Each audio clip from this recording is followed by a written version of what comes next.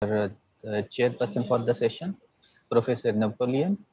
So currently he is a professor and Dean Research at SRM IST. So he obtained his PhD from Anna University in 2000, and then he completed 6 years plus postdoc from South Korea and Japan before joining SRM IST in 2012. So his research interests are polymer solar cells, photocatalytic activity of hydrogen production, and ultrasound methods for the degradation of organic pollutants and antibiotics. He has received numerous awards, especially recently in 2020, top scientists in the material science in India, so which was a survey carried out by from Stanford University. Also, he has received a 2018-19 Bentham Ambassador for South India, and in 2015 Hiyoshi Environmental Award from Hiyoshi Corporation and the JSPS Fellow. Sir, please chair the session. Yes. So, thank you for the introduction, Dr. Abe. So, good evening to all of you. I'm very glad to chair the session of the 6th International Conference of Nanoscience and Nanotechnology. So that we introduce the invited speaker of this session today, Professor Daniel Numeria from School of Electrical Information and Media Engineering, University of Wuppertal, Germany. So Professor Daniel Numerier is a professor at University of Wuppertal from February 2020. He obtained his PhD from Regensburg, Germany in 2019. Since then, he served as a group leader at AMO Germany. His area of research interests the high sensitive photo detector for visible and infrared light, flexible electronics for controlling and data processing in sensors, graphene-based terahertz detectors, thermoelectric power generation with new materials, and neuromorphic concept in sensor network. So these are his area of interest. So he is recipients of awards and he also achieved many things, including Chair of Smart Sensor System focuses on the development of electronic photonics sensor component and sensor systems.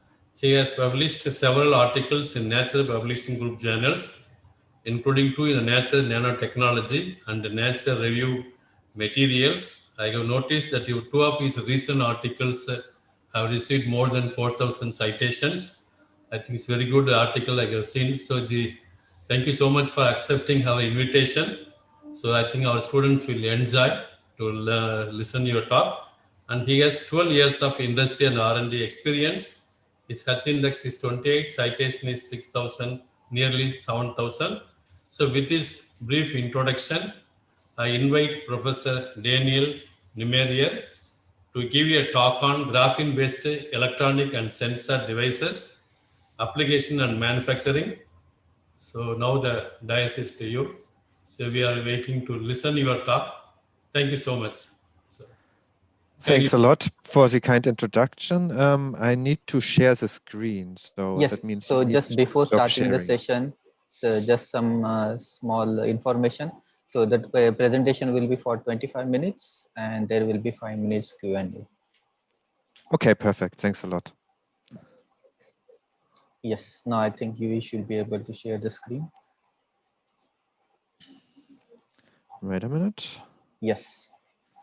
Now you should see it full screen. Is that correct? Yes. Yes. Okay, perfect. And you should also see a laser pointer. Yes. Yes. Yeah. Okay, perfect. Thanks a lot for the kind introduction, for listening all my current stages so far, and especially for inviting me to this excellent conference to give a talk on my research activity. As pointed out in the introduction, I'm currently professor at the University of Wuppertal, having a chair for sensor systems.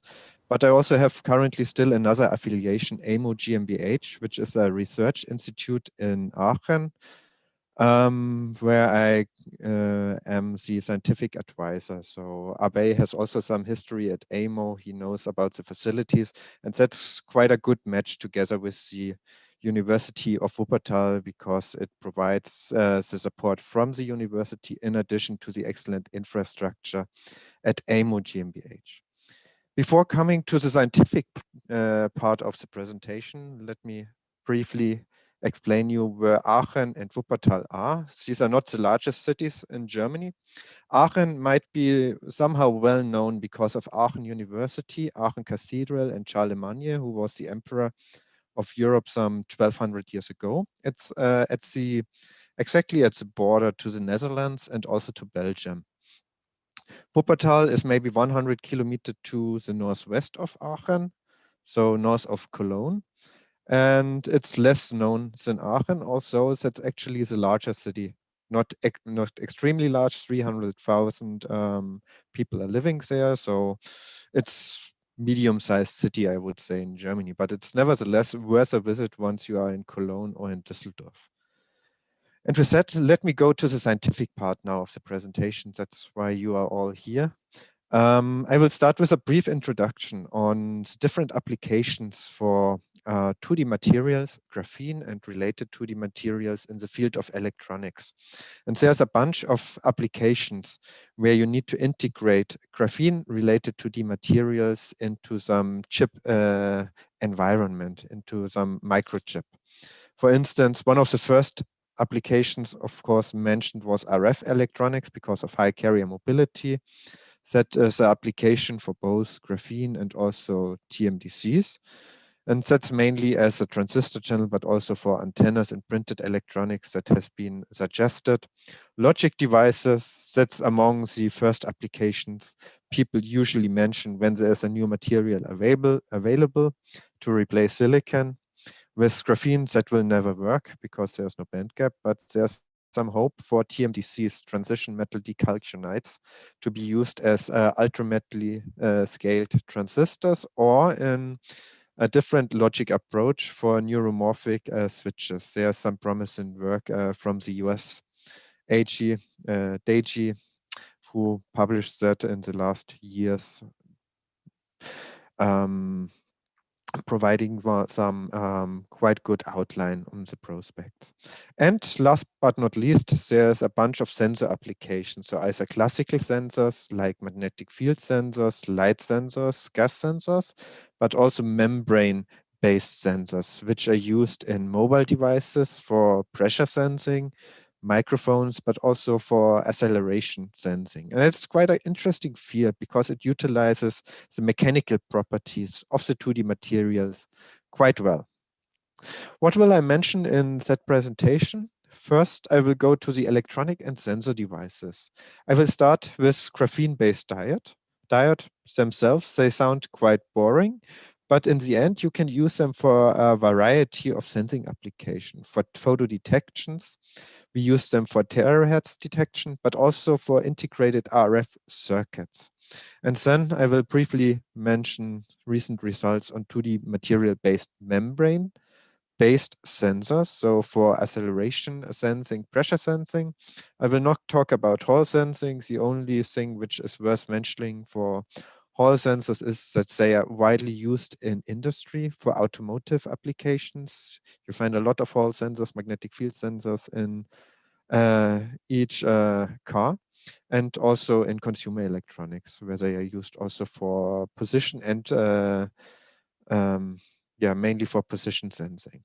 And the second part of the talk will be on the manufacturing, how you can integrate graphene related to the materials into some more industrial environment. So wafer scale integration of 2D materials. What are the challenges?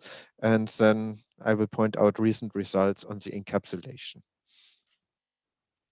First, let's go to the diodes. And before coming to the sensor applications of the diode, let me briefly introduce this diode concept we have developed a couple of years at AMO. That work was initially initiated by Abe. He was part of the team when we started the activity on diodes, and now I have seen from his recent publications that he still works on diode, but with other materials. The structure is as follows. We have a graphene layer contacted with an ohmic metal, nickel. We have a barrier, titanium oxide, has a small band gap. And we have a second metal electrode formed by aluminum and titanium. And the operation is pretty similar to metal insulator metal diode. So what you are utilizing here is that the band structure is somehow asymmetric because of different work functions between the titanium and the graphene. If you apply a voltage in the reverse direction, then the bands are tilted. So this is the voltage difference, and you get some current increase in the reverse direction. And it's similar in the forward direction, with the main difference that graphene here, it has a low density of states. So what happens is that you are not only changing the tilt of the band in the titanium dioxide, but that you also add charge carriers to the graphene, which is reducing the barrier height. And the barrier height as a function of bias voltage is plotted here. And on the graphene side, you get a factor of 2 decrease in the barrier height. And as you all know, thermal emission theory, barrier height goes into the exponent for the current. That means that you have a significant increase in the forward current. And that's what you also see here. Red line is in the linear scale, so perfect diode behavior. And also in the logarithm scale, you have a nice rectification behavior. And if you compare that with conventional metal insulator metal diodes, where you don't have that bias-induced barrier lowering, you see that especially nonlinearity and responsivity is really good. So rather competitive to silicon-based PN junction diodes or Schottky diodes. But now let's go to the sensing application of the diode. As I said before, the barrier height here depends on the work function of the graphene. That means if you can tune the work function of the graphene by other means than a bias, that gives you some kind of lever in order to sense some quantity. And the first approach we did with that diode is to functionalize it with quantum dots. The idea of using quantum dots for photo detection is rather old. Frank Coppens initiated it with his pioneering work in 2011, functionalizing graphene-based transistors. And the operation principle is quite simple. So you put quantum dots onto graphene, light is absorbed in the quantum dots. That generates some electron hole pair in the quantum dots, and charge transfer to graphene happens, changing the work function in graphene. In graphene field effect transistors, that transfers or correlates to a change in the current through the device, which is then sensed as the photoresponse. And the photoresponsivity is rather high because you have a quite good gain, 10 to the power of 6 ampere per watt is a typical number for that. But the drawback here is the high dark current. When you introduce it now to the diodes we developed, like in the schematic here, you get rid of the high dark current. So you have a new photo detecting device, which is a metal insulator graphene diode functionalized by quantum dots. And that work, which we performed together with a group of Frank Coppens from Wuppertal, pointed out that advantage. So what we plotted here in that graph is the responsivity. Graphene diode-based responsivity is over here. So up to 10 to the power of 4 amps per watt, 10,000 amps per watt has been achieved, which is a significant number. So it's significantly more than in conventional PN junction-based devices, where you are limited to a quantum efficiency of 100% because you don't have any gain mechanism. It's slightly lower than for the GFET, some 2 orders of magnitude. But on the other side, it comes along with a significantly reduced dark current. So it is some kind of missing link, combining the advantages of InGaAs-based infrared detectors, photodetectors, and graphene field effect-based photodetectors. So for application where you need a low dark current density. Noise level is in a way that the noise equivalent power is somehow competitive to the graphene-based field effect transistor, but there's still some room of improvement because of some inherent noise coming from the titanium dioxide barrier. Speed is limited mainly by the recombination of the electron hole pairs in the quantum dots, and that gives typically the 3 dB bandwidth of 1000 Hertz, 1 kilohertz. That is significantly too slow for data communication application, but for optical imaging, real-time imaging, that's more than sufficient. So infrared cameras are a suitable application scenario for these kind of diodes. So in order to address extremely high frequencies, we need to revise the design slightly, and that we have proposed and patented in 2018, 2019. And the idea was not to use a parallel plate capacitor as we have done before, but to use the one-dimensional cross-section of the graphene. So to have an arrangement as illustrated here, that we have here the one-dimensional cross-section, and that cross-section has a significantly reduced capacitance. Barrier height, again, changes with the bias. So the black line here, forward current, low barrier height. The yellow one, backward, rather large barrier height, gives again rise to some nice rectification as seen here. Not as perfect as before, but still okay for rectification purpose. But the main advantage here is the pretty low capacitance, which is lower than what we can measure with the setup. Well, we could measure it, but then we are limited mainly by the parasitics. So we need to rely on simulations giving us 0.2 farad per micrometer. Bias dependency here reflects the quantum capacitance of graphene. And if you plug in these numbers into some simple model, you get some cutoff frequency of 2.4 terahertz, which is a significant number for a thin film based diode.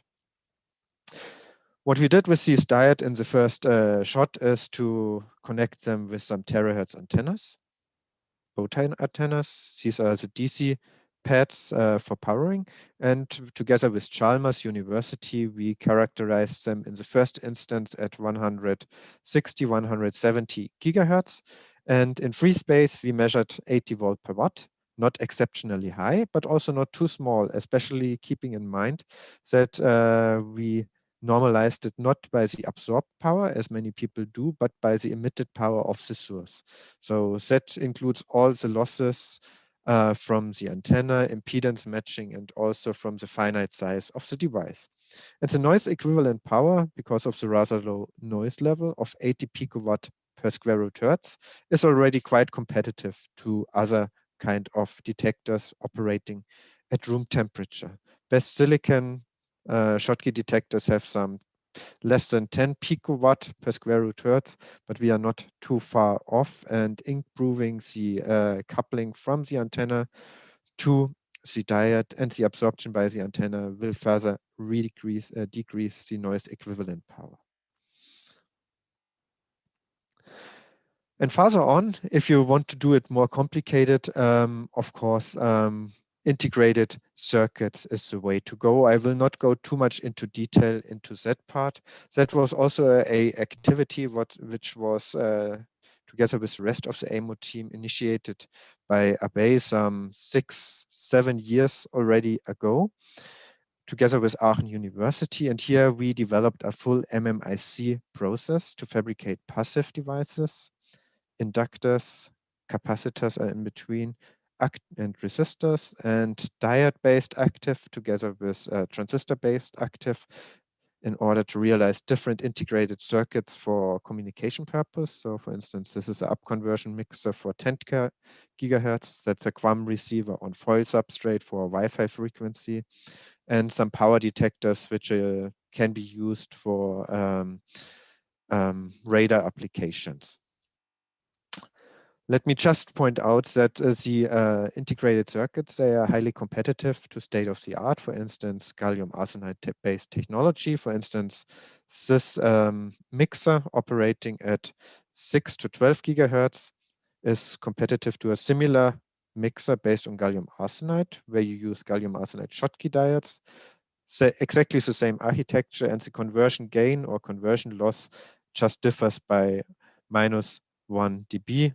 So the lower conversion gain which we obtained here is mainly due to some device-to-device variation of the different diodes. Here are 4 diodes inside, and this is the action point which we have still open in the future to reduce the device-to-device variation, and that will further increase the performance of RF circuits based on graphene. And finally, just some comments on the membranes. This is not my work, that's the work of my colleague Max Lemme from AMO. So here 2 recent publications where they demonstrate highly competitive piezoresistive pressure sensors using platinum deselenide or ultra-small accelerometers, which you use in any mobile application. And because of the excellent mechanical properties, the very thin body of 2D materials, it gives you excellent performance, especially compared to established technologies where you need to rely on very thick silicon nitride membranes. And that brings me to the second part of the presentation, to the integration on a wafer scale. And wafer scale integration, here the platform to go is still silicon technology. And in order to integrate it into a silicon chip, this is the cross section of the silicon chip, having the transistors here at the bottom and the interconnects at the top, we need to decide where to integrate it exactly. And front end of line, bottom part here, is currently not suitable for graphene-based sensors because material needs to sustain high temperatures, and you only have the option to do a direct growth in order to minimize the contamination. Contamination is not mentioned here, but of course that's a way to integrate TMDCs for ultimately scaled logic.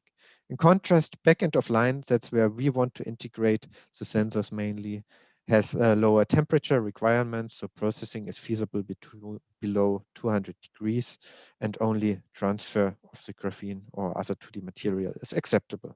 So that's the route we are focusing our work at AMO mainly. And that's some PowerPoint schematic on how such an integration can look like. You have the CMOS chip, you laminate graphene by transfer, you pattern it, encapsulate it, and then you can do the wire etching and the via and contact metallization, so that it's connected to the silicon environment. And for instance, for Hall sensors, for photodetectors, or for terahertz detectors, that's a suitable route. For membranes, of course, you need to suspend somehow the graphene, so that strategy doesn't work, but people are trying to figure out different strategies. But anyway, once you have the sensor in place, you can utilize the readout circuitry from the silicon, which is very powerful in combination with the high sensitivity of the graphene-based sensor device. And what do you need for doing such integration? Of course, you need to grow it on a separate substrate, need to prepare the target substrate, need to do the transfer to the target substrate, the encapsulation, patterning, and contact metallization.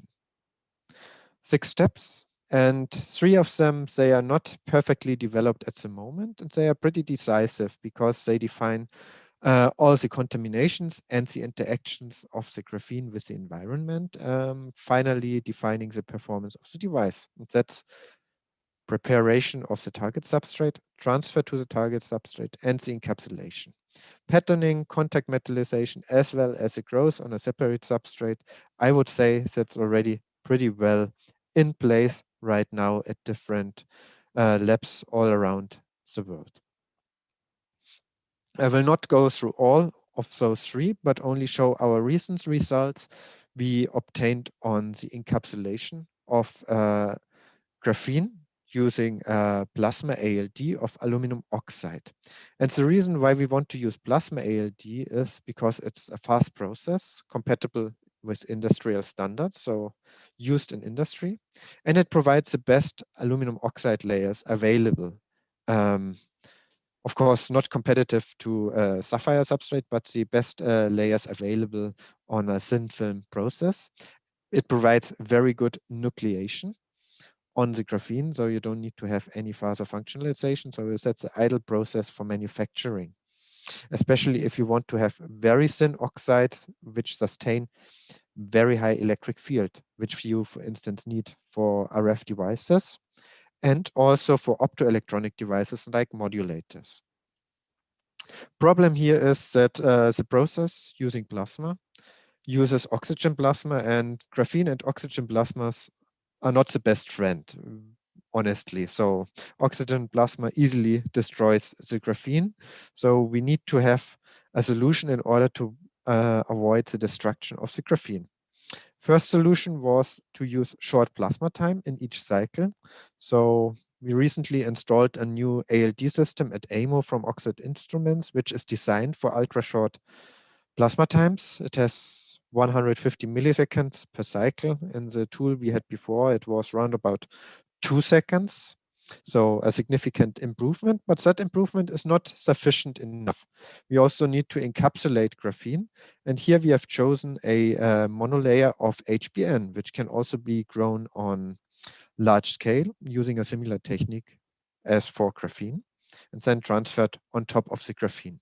And the monolayer of HBN, it doesn't add up much capacitance. So it doesn't increase significantly the total thickness of the dielectric. So that seems to be a perfect approach. Just some quick results on that.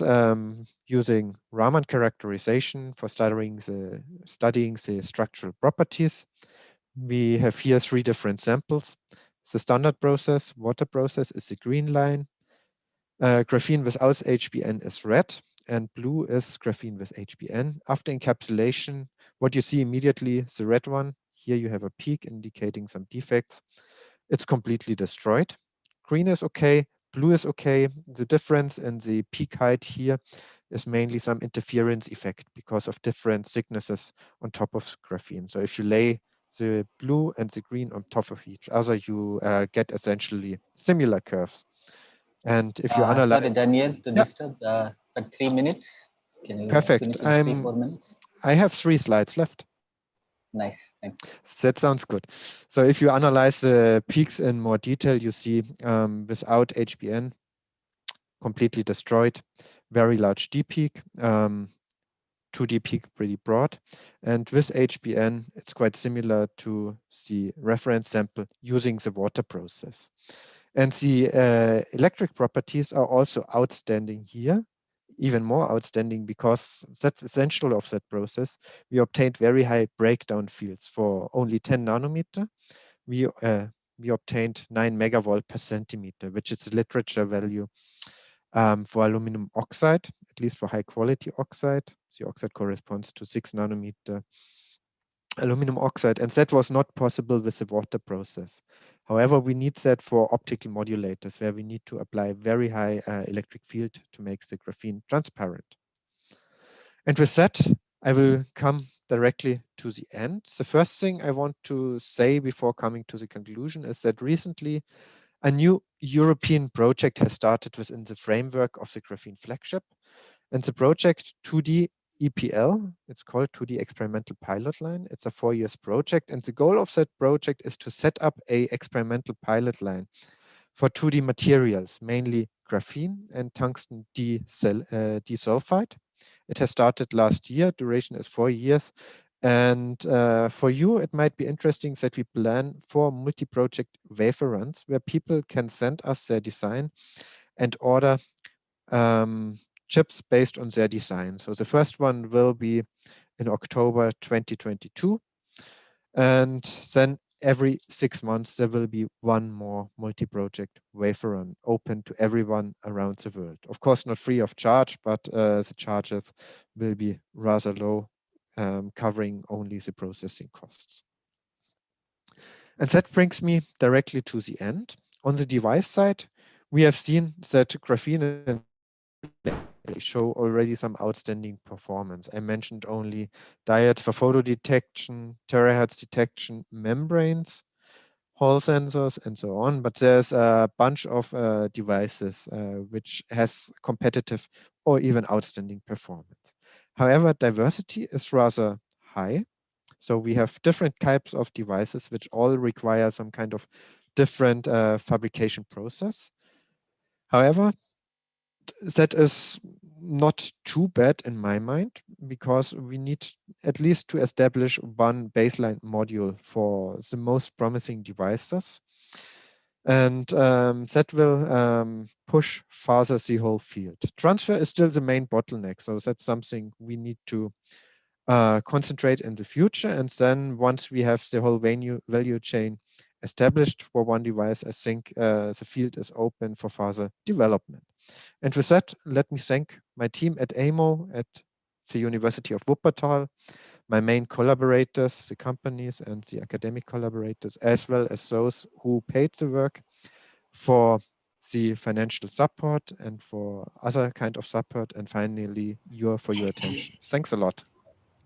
Yeah, thanks, Daniel. It was fantastic talk covering from the lab-based devices to how to make it to the large scale and to the industry.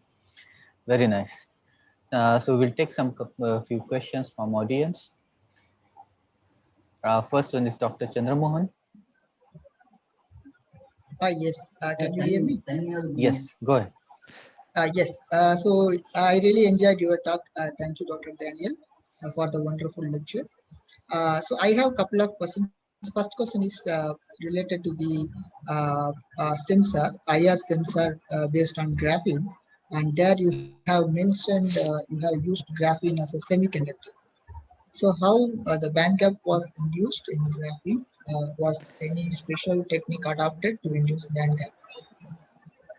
Well, actually, we didn't use graphene as a semiconductor, but a metal which has a tunable work function. So the semiconductor, which is absorbing the light, is a quantum dot.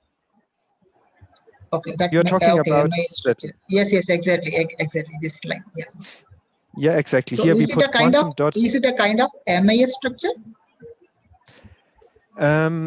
It is a kind of metal insulator semi-metal structure. So it's not a semiconductor which forms some kind of MIS or MOS system. Yeah, I got it. Yeah, but a little bit modified. Yeah, okay, I got it. And my second question is related to the transfer of graphene. Of course, you have specified at the end, so still graphene transfer is a bottleneck to get good quality devices. So what was the graphene that you have used in the experiment, the size of the graphene for transfer? It was always CVD graphene grown on copper, and the typical sizes ranges from 1 by 1 centimeter to up to 6-inch wafers. So I don't know, for that experiments, I think it was 2 by 2 centimeter, and later on I showed also some data transferred on 6-inch wafers. So this is the transfer process we are usually using. It's a wet transfer using PMMA as support layer. Yeah. So the standard from literature. But of course, that is not fulfilling the requirements we have in terms of contamination. So we are working on doing a semi-dry transfer. I think that's the best approach you can go at the moment. Thank you. Yeah, thank you. Yes. So we'll take one more question from Dinesh. Hi. A great talk, Daniel, Professor Daniel. I have only one question. You made that graphene as a bridge, that is work function thing. Can we dope it in the material? Can it act as a... I missed the graphene in the material itself to create that work function. Yeah, that should be possible, but the issue might be with doping that the doping is not too stable. So you usually dope graphene in a different way than silicon. So in silicon, you just replace atoms by other atoms, and that doesn't work in graphene. So you need to do some adsorbate doping in order to change the work function, which is less stable than replacing atoms. Okay. I hope that answers the question properly. Yes. Or maybe lattice mismatches will be larger amount. Yeah, it's not about the lattice mismatch. It's mainly about a disorder in 2 dimensions, which is different to disorder in 3 dimensions. Oh, got it. And is it only for IR sensor only we can utilize, or some other radiation type of sensor can we? Well, that could also work for chemical sensors when you functionalize it in some different way. So the key is that the sense quantity is transferred in some work function shift of the graphene. That happens here by some charge transfer from the quantum dots to the graphene. Okay. But with chemical sensors, if you functionalize it in a chemical way, the charge transfer will also happen in a different way. Okay, got it. Got it. Thank you. Yes, thank you, Daniel. Napoleon, sir. Yes, indeed, it is a very impressive and wonderful talk. I hope the participant might have enjoyed his lecture. So here also, SM Institute of Science and Technology, few faculty members are working in the similar area of research. I think hope we will extend our collaboration in the near future.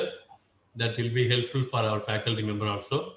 Thank you again for giving wonderful lecture and accepting our invitation to share your recent accomplishment, research accomplishments with us. Thank you so much. So hope Thanks, you too. we have a chance to see you here or in Germany in the near future. Thank you. Let's hope so. Thanks, goodbye. Bye. Yeah, bye.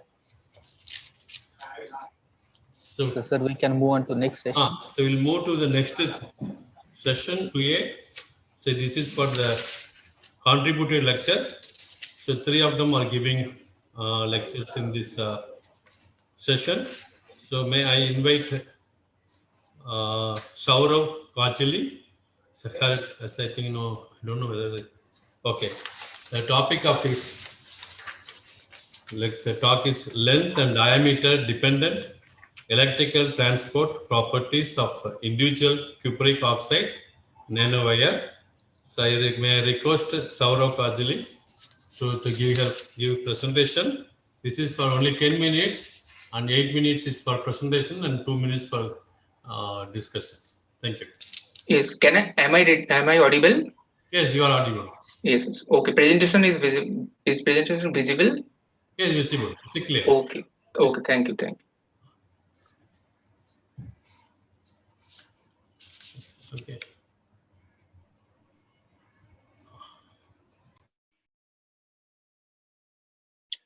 A very good afternoon to everyone. I am Saurabh Kumar Kajli, a PhD student in Department of Physics, IIT Madras. Today I am going to give presentation on length and diameter dependent electrical transport properties in individual cupric oxide nanowires.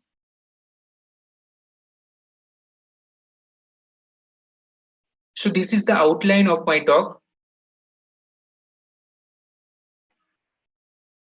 Motivation, synthesis methods of CuO nanowires, characterization, fabrication of single nanowire device by optical lithography, temperature dependent study and analysis of electrical transport properties, and conclusion.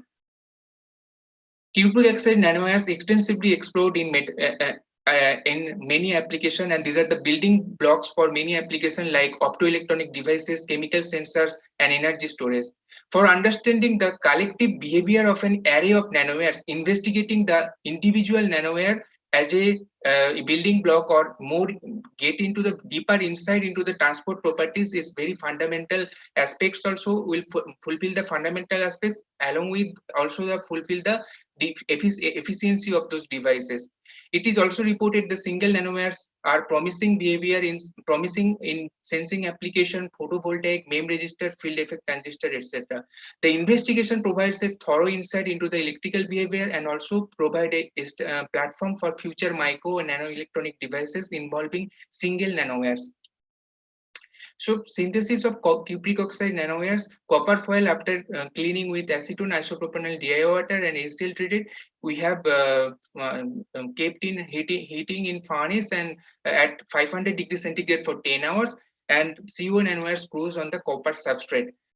In ACM image, scanning electron microscopic image also shows that the copper oxide nanowires grows on the copper foil, and there is a variation in the nanowire diameter along as well as also nanowire length. And also EDX shows that the copper and oxygen ratio is 1:1. XRD shows that there is a CO2 phase because there is CO2 exists at the bottom of those nanowires. And TEM shows that the single crystalline nature of these nanowires.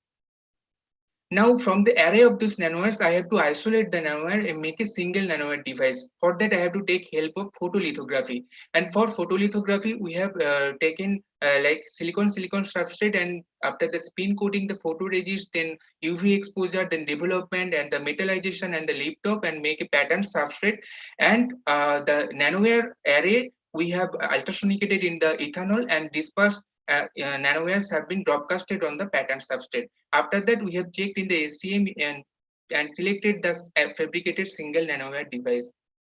Length dependent of these nanowire devices shows that the length of 2.5 nanowire length of 2.5 micrometer have a current almost 500 times higher than the nanowire length of 7.8 micrometer, and the current voltage measurement has been performed in vacuum probe station with the Agilent parameter analyzer. So there is no anomaly in the nature of the current voltage behavior because it is as expected. But when we go to the diameter dependence of the nanowire behavior, we can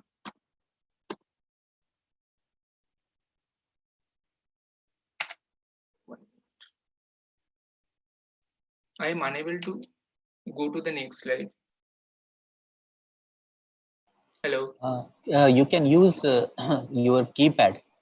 Yes, actually I was going, but I don't know, something happened. It stopped there. Maybe you press escape, come out of the presentation, try Yes. again.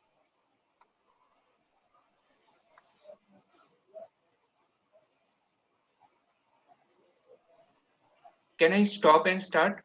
I Means sharing the screen. Yes, you yes, can try yes, that also. yes.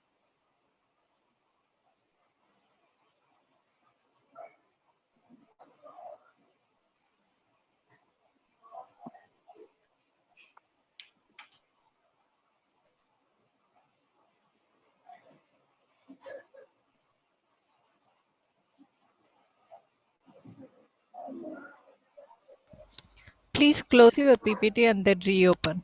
Try to reopen the PPT. Okay, okay.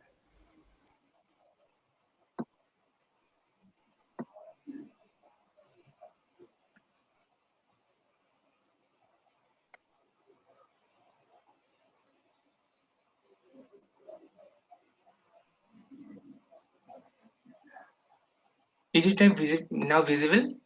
Yes, Yes, it is. yes, yes. Sorry for the interruption because I was unable to go to the next slide.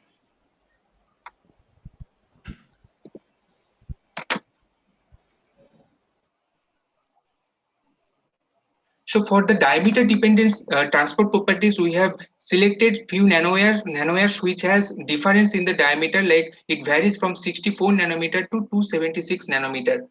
And for that, we have measured the current voltage and seen that there is an anomaly in the diameter dependence in the current voltage, where it shows the current flow decreases with increase in nanowire diameter, which is anomalous in nature. And also the voltage at which current starts rising also increasing along with the increase in the diameter.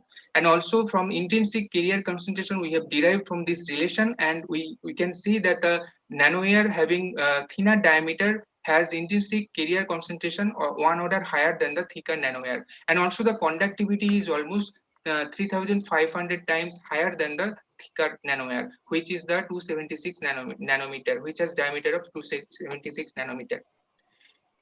Next, we have performed the temperature dependent characteristic, and it shows that the temperature, along with temperature, current also increases, and it is semiconducting nature, and both polarities almost symmetrical behavior, both polarity of voltage.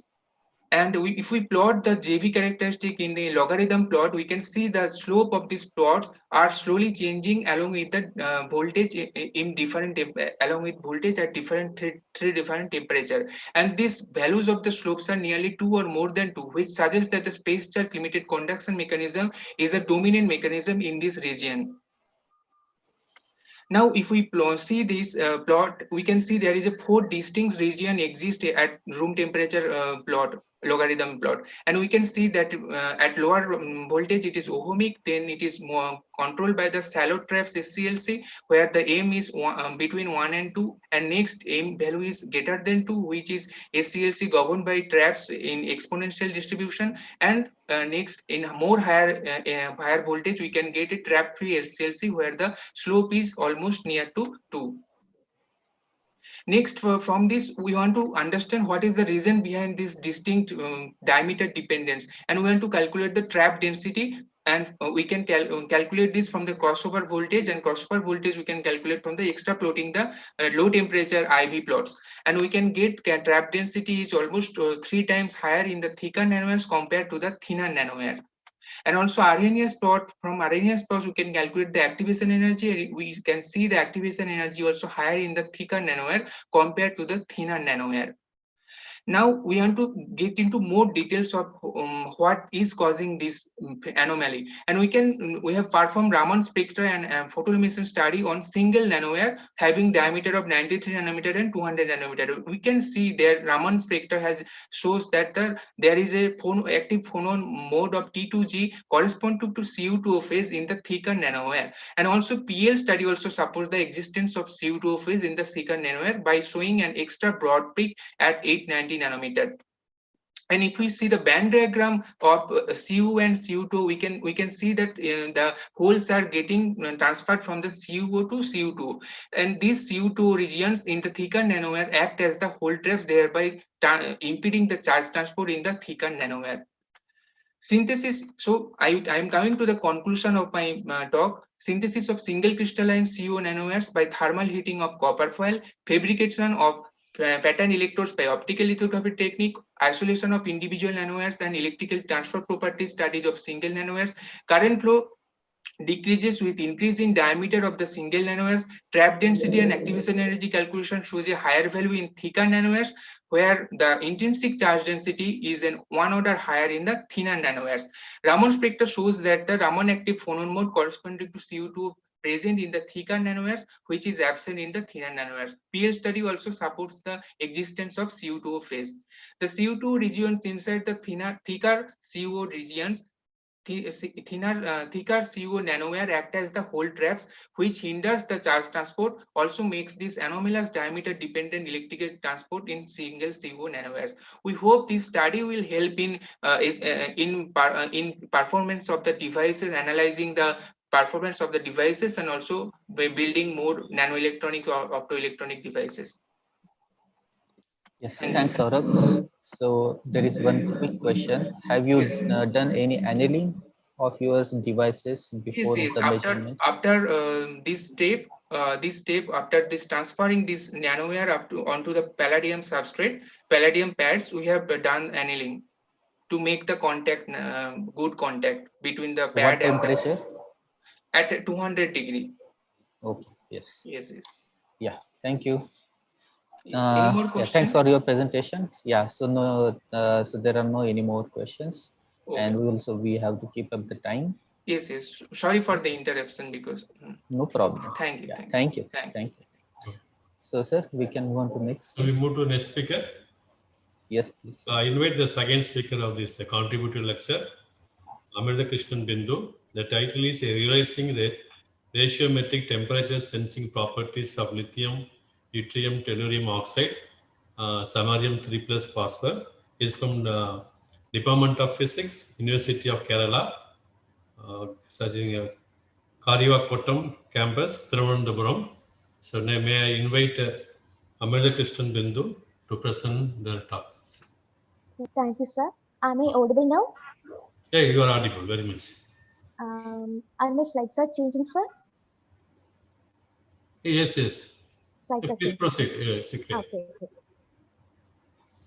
Good evening, all. Myself, Amrita Krishnan B from Department of Physics, University of Kerala, working under the guidance of Dr. Subodhi and Dr. Jawahar Iyen. I would like to present the research work entitled as Realizing Ratiometric Temperature Sensing Properties in Lithium, Yttrium, Tellurium Oxide, Samarium 3 plus phosphor. Nowadays, the measurement of temperature is an indispensable activity in regular life, and the popularity of the non-contact thermometer is tremendously increased. In this context, the accuracy and consistency in determining the temperature is a serious concern. Among various methods of non-contact thermometry, optical temperature sensing based on luminescence is a key solution which has following advantages such as high detection sensitivity, spatial resolution, short acquisition time, etc. Moreover, optical temperature sensors. So, in this scenario, those phosphor materials which are exhibiting a temperature-dependent luminescence are termed as thermographic phosphors or TGFs. So, based on the basis of this phosphor classification, a Garnet system, Garnet-based phosphors has a unique position owing to structural as well as compositional diversity. Moreover, optical temperature sensors based on the Garnet systems are limited, and also, in addition to this, samarium based thermographic phosphors or for the optical temperature applications are also limited. So these all factors motivated us to choose the garnet system lithium, yttrium, tellurium oxide as the host material and samarium 3 plus as the activator ions, in which samarium 3 plus is substituted into the dodecahedral, which is the A site constituting the garnet structure A3B2C3 orbital, where A, B, C corresponds to dodecahedral, octahedral, and tetrahedral site. And in the present system, lithium, yttrium, tellurium oxide, the samarium 3 plus is substituted in the place of yttrium 3 plus, which is being occupied at the dodecahedral site, and lithium in the tetrahedral and tellurium in the octahedral site, respectively. So this particular fossil material, which is abbreviated as lithium LOIT or samarium 3 plus, was prepared by solid-state reaction route, where calcination was done at 850 degrees Celsius for 4 hours. And the crystal structure as well as the phase purity of the samples were studied by X-ray diffraction, in which the present material crystallized in IA3 by the cubic space group with lattice parameter 12.2 angstrom. And from the DRS spectra, it's clear that the material is possessing a very strong absorption in the UV region with a band gap of 4.6 electron volt. And from the strong absorption obtained from the DRS spectra itself, it indicates that the present material can be utilized as a host material for post-work applications. Further, a detailed analysis of photoluminescence properties were done, and the PL emission spectra under an excitation of 408 nanometer is shown in the figure, in which the characteristic samarium 3 plus transitions, samarium 3 plus bands are present in the emission spectra, in which the most intense band is located at the 611 nanometer, corresponding to 4G5A2 to 4H7x2 transitions. Also, 4G5A2 to 6H5A2 and 6H9x2 transitions are also present here.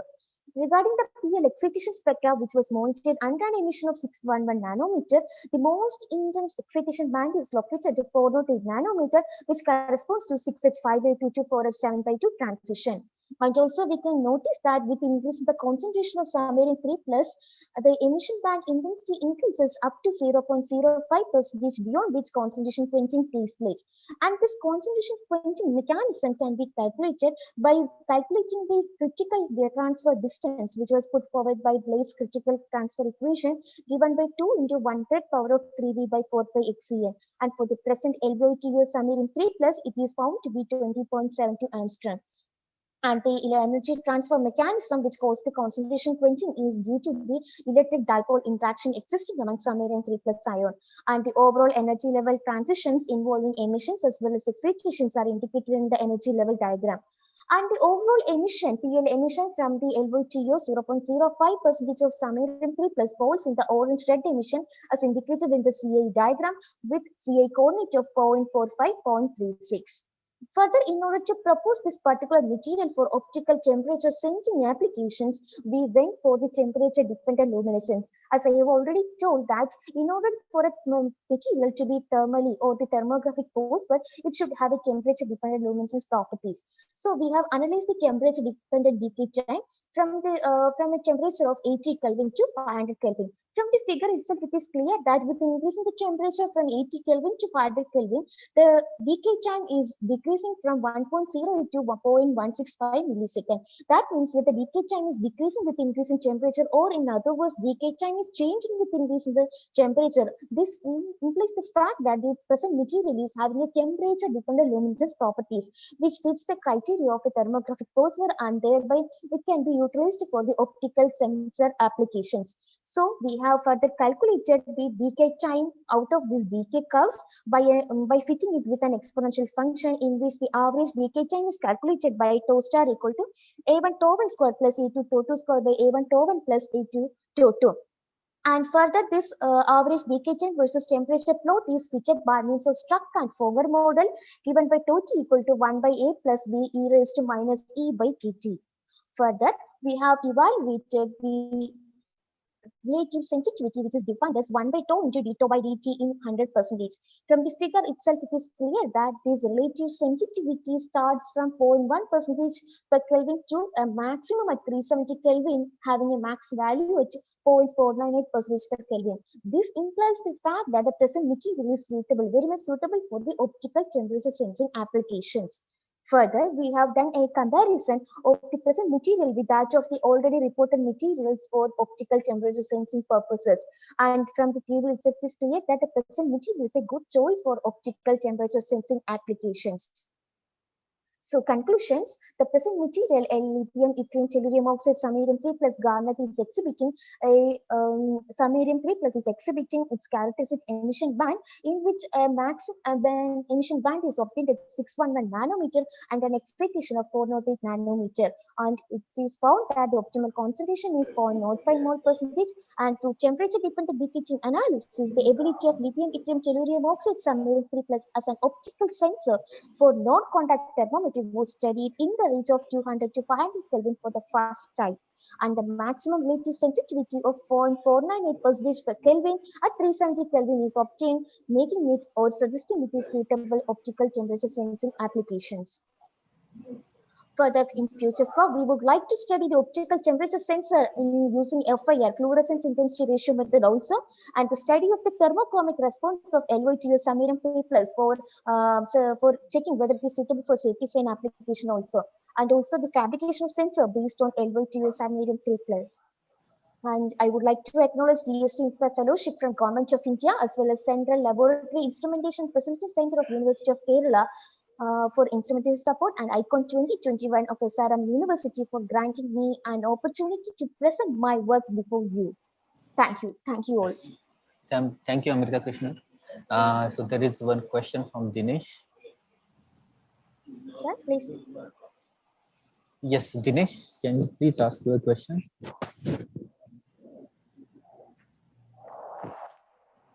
Yeah, I have one question that did you strive for more than 500 Kelvin? What is happening to the material? No, sir. We have Edinburgh instruments, and it's we can measure up to 500 Kelvin up to using that instrument, Edinburgh FLS 1000 instrument, photoluminescence spectrometer, sir. That is why I couldn't try it beyond 500 Kelvin. No, do you have any idea what will happen? The material may maybe have a thermochromic response, and decay time will gradually decrease in that manner. It goes on. Okay. Yes.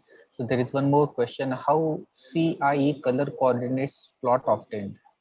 Yeah, CI color coordinates. Either we can, there is a two options. We have already installed software for drawing the CI coordinate with that of the Edinburgh instruments FLS 1000, and through this, by choosing the particular emission, we can have the where the CI coordinate is obtained. In that manner, we can choose.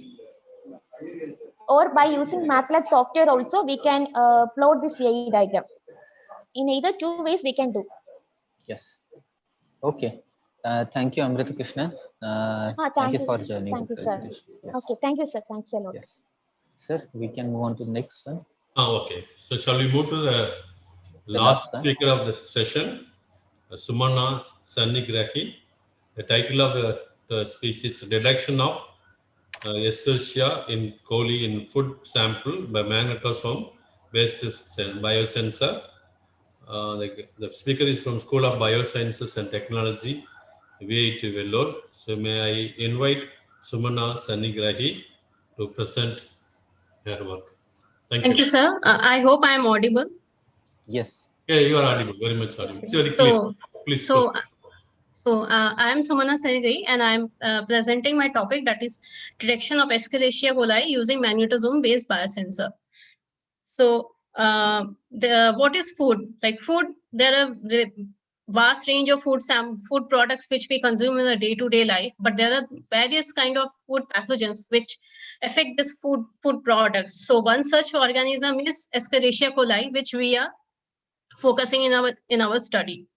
So mainly it causes a diarrheal disease. So according to WHO, it says that there are more than 6 million people who get illness, and there are 420,000 people who die every year.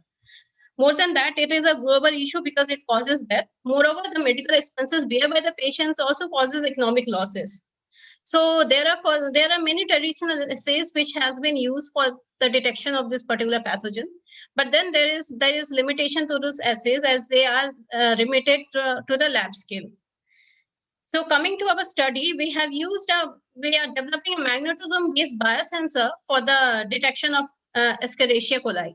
So magnetosomes are magnetic nanoparticles which are being synthesized in a bacteria, that is Magnetosphaerum argyus-1. So this particular bacteria has the ability to biologically synthesize this nanoparticle inside it. And then further, we extract this particular magnetosome, and we have used this magnetosome for the binding study with antibody, which will be used for the detection of the Escherichia coli.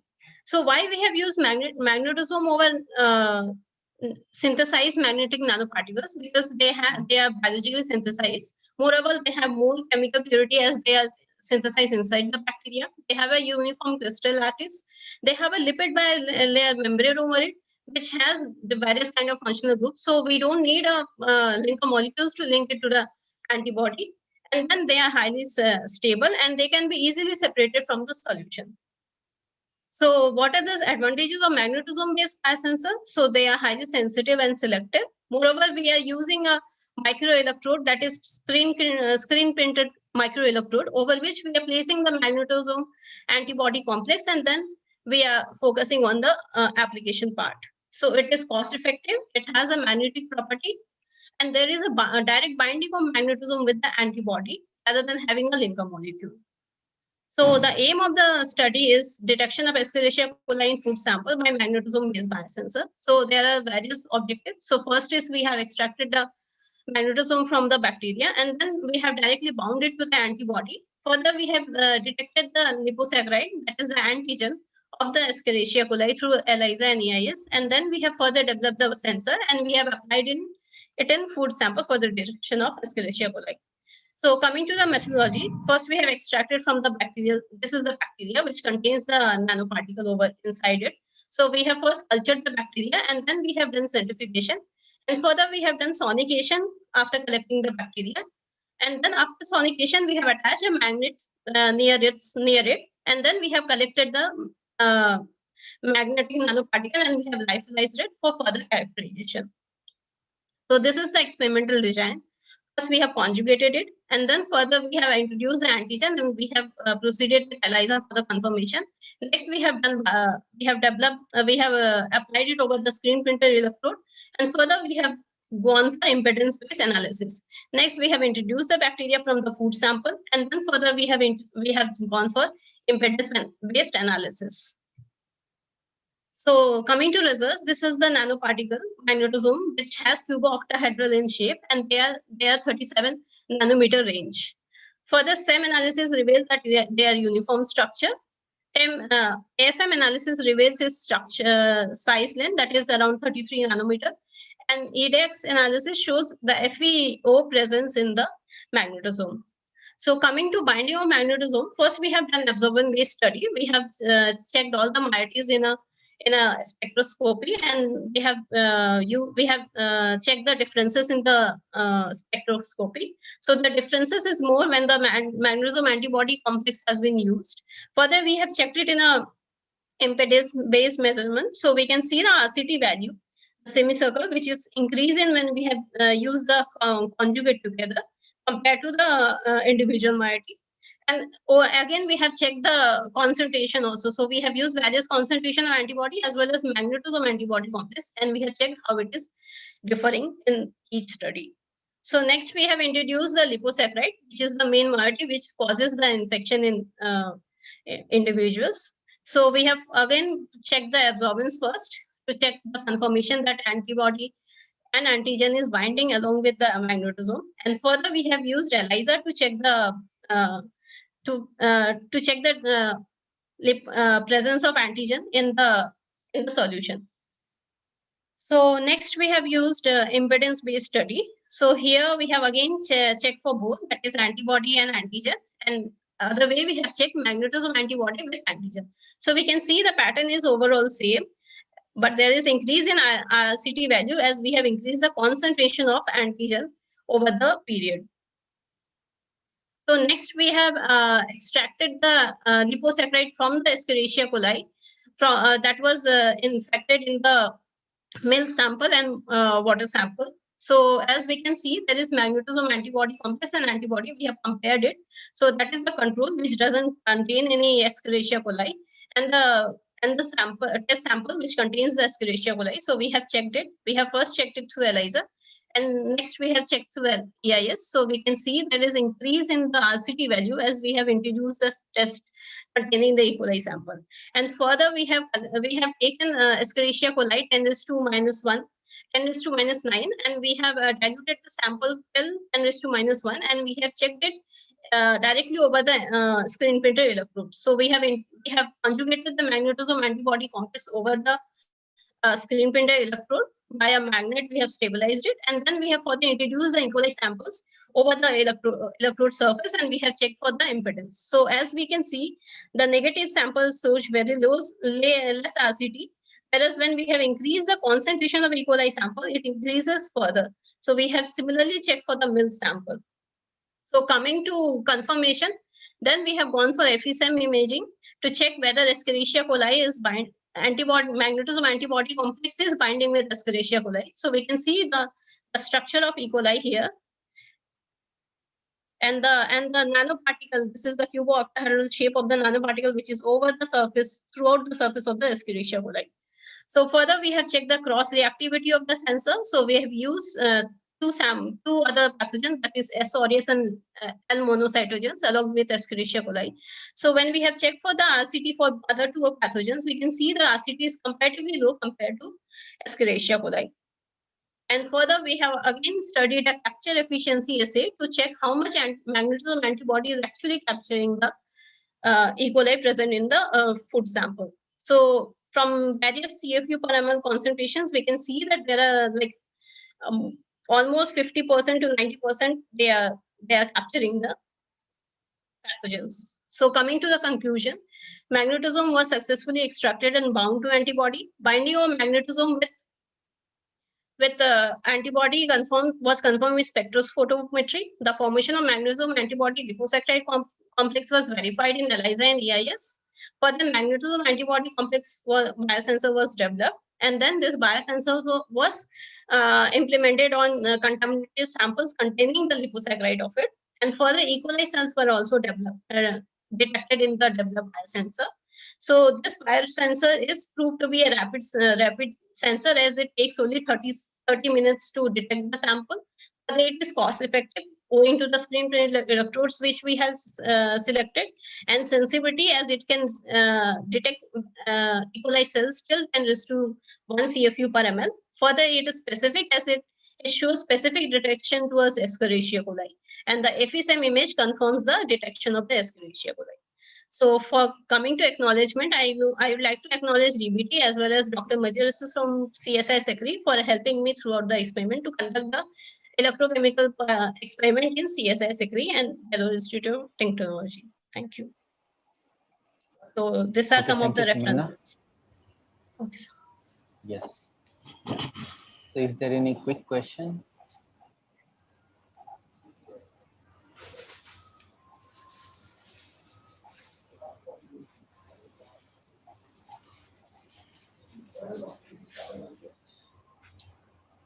Participants, is there any quick question for the presenter?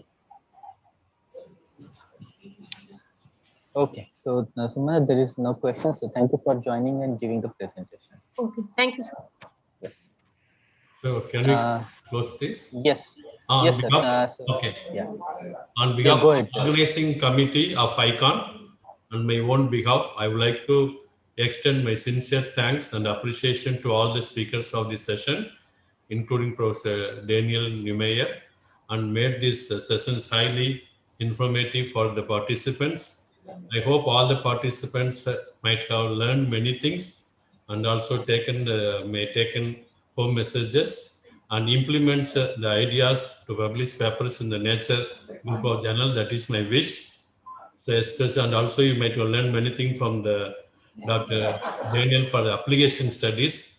So that's what where we are liking. So they are directly using this research finding to the application. So that is a big thing.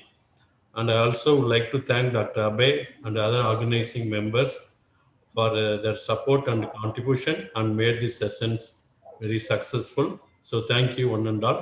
So thank you again for contributing your research work and your time. Thank you.